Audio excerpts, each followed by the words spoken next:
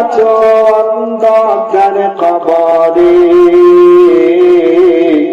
তোমার জন্য কান্দে অন্তর, দু চোখের পানি ঝরে, তোমার জন্য কান্দে অন্তর, দু চোখের পানি ঝরে। জোরে বলি সুবহানাল্লাহ, একবার মান আমি বলি ইয়া রাসূলুল্লাহ।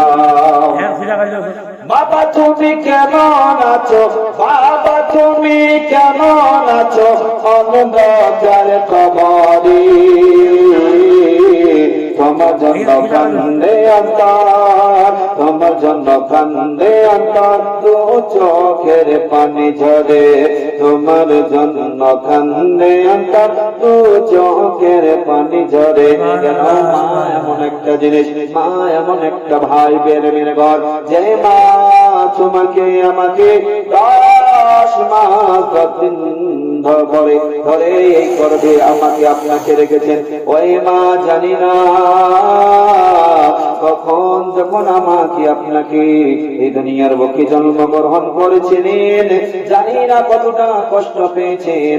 আল্লাহ রাসূল মুহাম্মদুর রাসূলুল্লাহ বলছেন আল্লাহু আকবার, তখন যদি একজন মা একজন শিশুকে জন্মগ্রহণ করে আর সেই সময় যদি ওই মা মারা যায়, তাকে কিন্তু শহীদের দরজা দেওয়া হবে। জোরে বলে সুবহানাল্লাহ। কতটা কষ্ট পায় জানি না, কিন্তু মাকে আমরা কষ্ট দিই।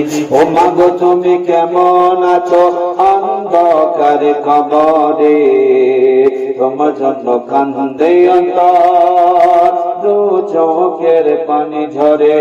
বাবা তুমি কেমন আছো অন্ধকারে কবরে, তোমার জন্য কান্দে অন্তর, দু চোখের পানি ঝরে।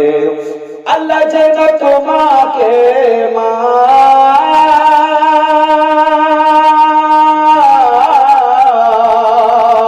আল্লাহ যেন তোমাকে মা আল্লাহ যেন তোমাকে মা জান্নাত নসিব করে।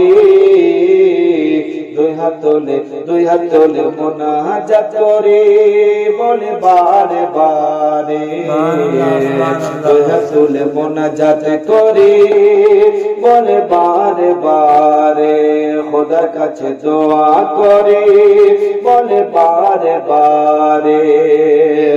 মা গো তুমি কেমন আছো, মা গো তুমি কেমন আছো ওই অন্ধকার কবরে, তোমার জন্য কান্দে অন্তর, দু চোখের পানি ঝরে, তোমার জন্য কান্দে অন্তর, দু চোখের পানি ঝরে।